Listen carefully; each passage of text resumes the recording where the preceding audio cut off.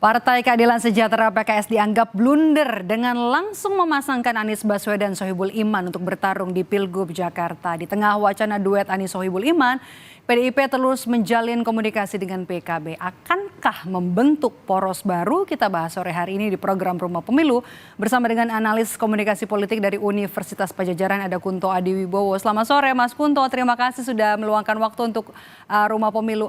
Ini benar nggak PKS bikin blunder karena langsung mengunci duet Anies Sohibul Iman di Pilkada Jakarta? Ya, bisa dibilang blunder, bisa dibilang tergesa-gesa, tapi menurut saya ada kekhawatiran tampaknya dari PKS. Karena dari pilkada sebelumnya di 2017, walaupun PKS menjadi motor utama pasangan Anies Sandiaga ya waktu itu ya, itu ternyata PKS nggak dapat apa-apa gitu. Bahkan ketika Sandiaga Uno jadi menteri gitu kan, penggantinya justru dari Gerindra gitu kan, yang seharusnya dari PKS. Belajar Nah, dari ini pengalaman ya.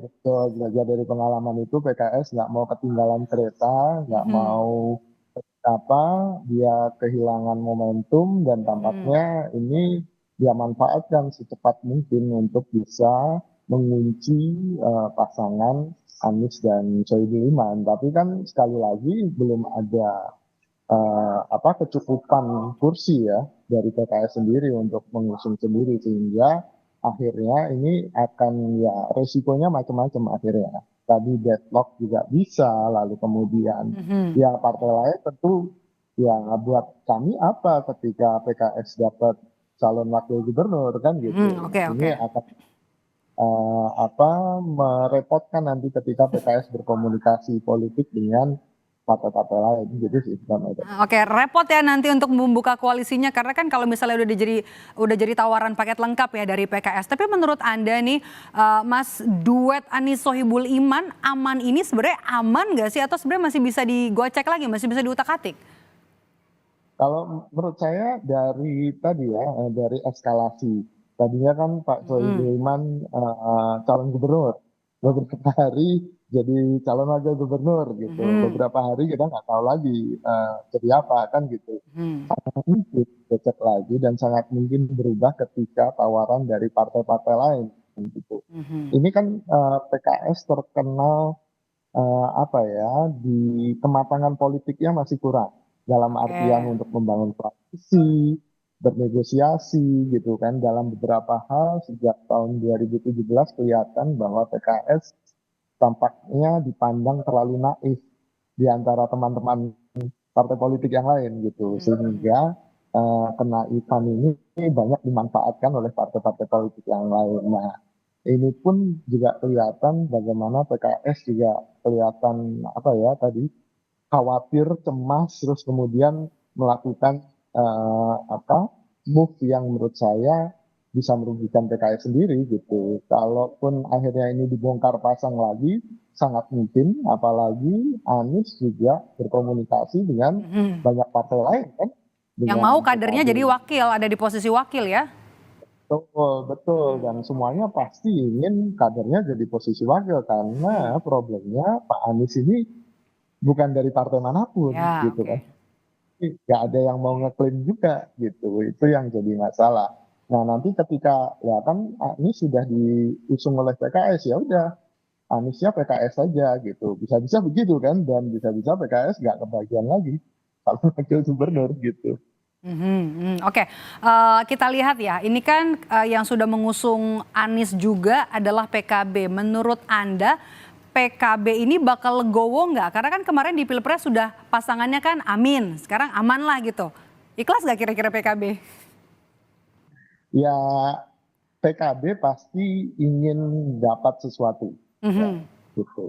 Kalaupun dia kemudian ya udah Anies sama PKB gitu, Mhm. wakilnya dari partai yang lain, cuma pasti ada pembicaraan soal akhirnya selain Anies itu sebenarnya bukan orang PKB kan, tapi Mhm. jatah PKB sudah terlanjur keluar untuk Anies, nah kompensasinya apa gitu, tapi ada pembicaraan soal itu.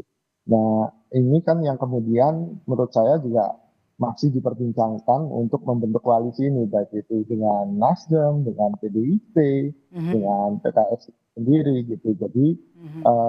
yang dilakukan PKS menurut saya ya kejutan tapi agak kurang menyenangkan gitu di antara partai-partai yang punya potensi untuk Ngusung berkoalisi Anies. mengusung Oke, Anies oke, gitu. oke, oke. Kalau gitu gimana kita baca peluang, menakar peluang kemenangan pasangan Anies Sohibul Iman di Pilkada Jakarta, Mas Kunto?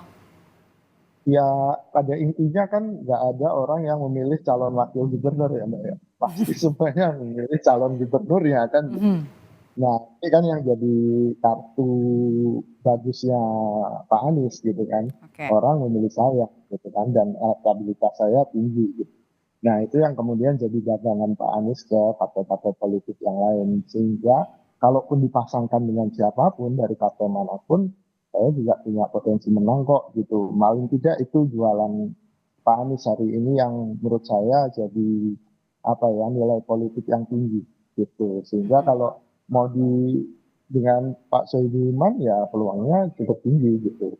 Kompatibilitasnya juga cukup tinggi. Tapi kalau misalnya dengan Mas Kaisang yang kemarin jadi isu terus Mas Kaisangnya sendiri bilang oh kita nggak cocok kok gitu. Ya itu ketidakcocokan itu atau incompatibility itu bisa mengganggu elektabilitasnya Pak Anies. Tapi kalau menurut saya kalau dari kader-kader PKS, kader PKB, kader Nasdem nggak akan ada masalah. Mhm. Anda melihatnya justru cukup tinggi ya? Sudah bisa Betul, betul. mengukur lumbung-lumbung suara Anies dan juga suara PKS di Jakarta. Ada masih yang perlu diraih nggak suaranya? Seperti di Jakarta Utara misalnya dan juga Jakarta Barat? Ya tentu saja itu kan ada lumbung-lumbung PDIP gitu kan dan ada lumbung-lumbung pendukung Pak Jokowi gitu. Tapi kan Mhm, mhm. atau Pak Prabowo sekarang gitu. Nah ini yang kemudian perlu digarap oleh Pak Anies dan koalisinya yang masih belum terbentuk juga untuk kemudian bisa memperkuat basis-basis pemilih mereka gitu. Tapi pada akhirnya kan ini tidak sekedar soal teritorial gitu kan. Ini juga problem bagaimana mesin-mesin politik di nanti anggota partai koalisi itu juga bisa bergerak dengan memperluas dukungan di daerah-daerah mereka gitu. Hmm, mhm, mhm. Oke, oke, oke.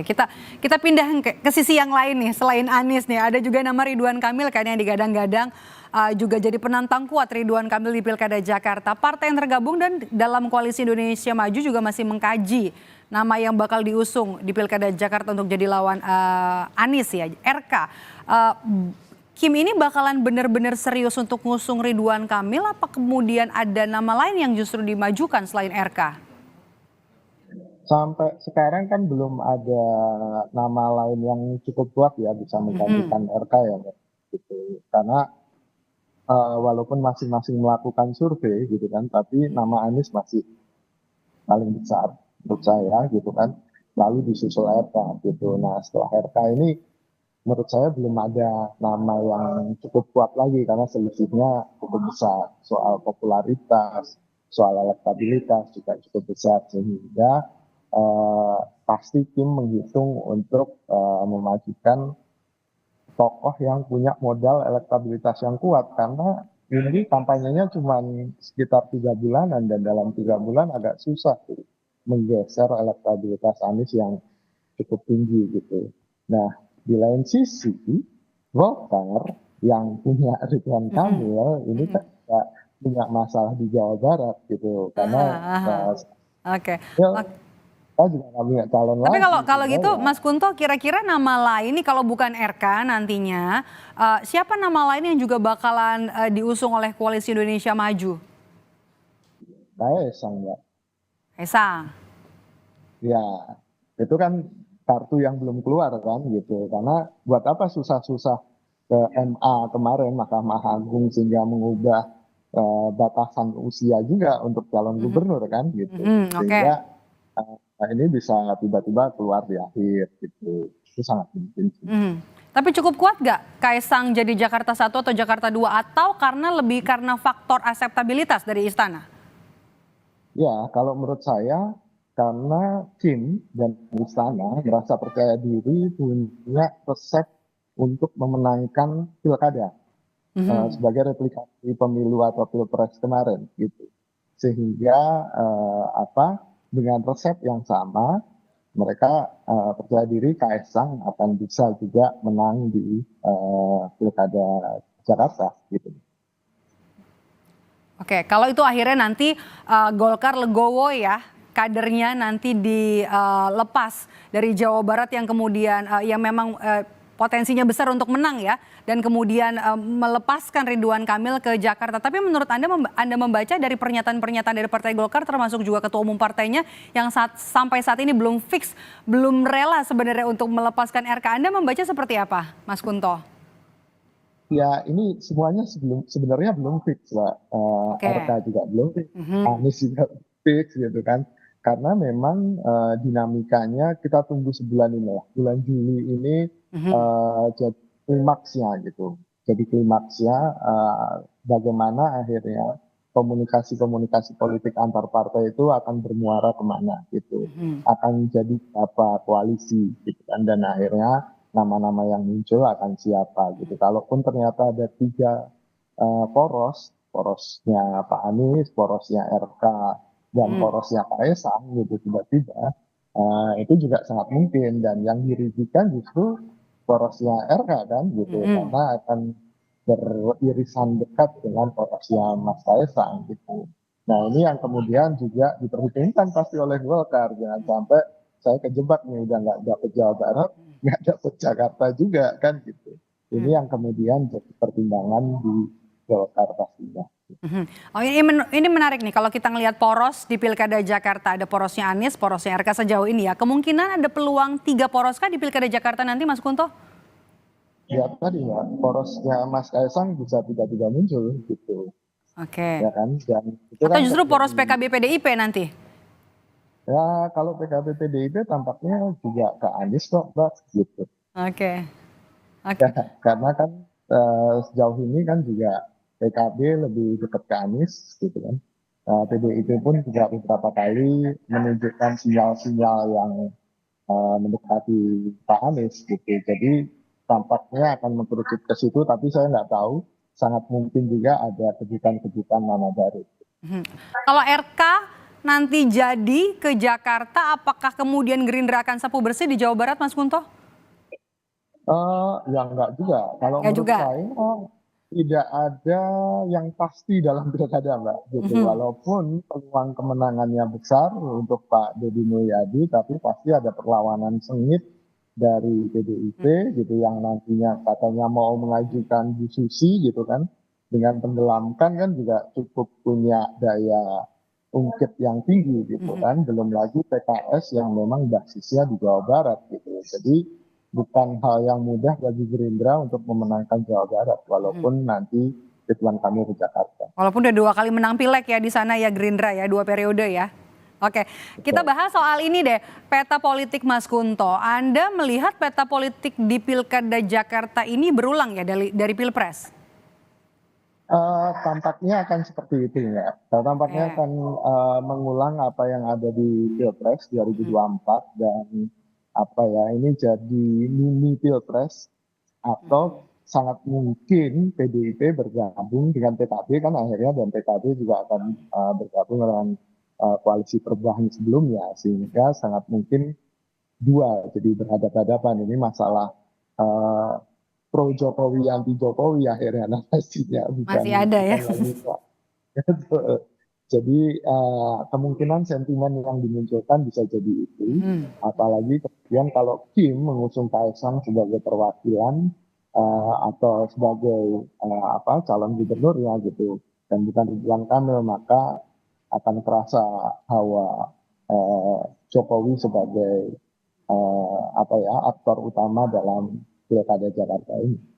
Sebenarnya udah bisa ditebak, itu jelas ya apa yang disampaikan Mas Kunto tadi. Kita tunggu karena semuanya masih cair banget ini Mas Kunto di pemilihan Gubernur Jakarta. Kita masih harus nanti sampai jelang nanti proses pendaftaran dan juga waktu pendaftaran pada Agustus 2024. Terima kasih sudah bergabung bersama kami analis komunikasi politik dari Universitas Padjadjaran Kunto Adiwibowo. Selalu Mas Kunto.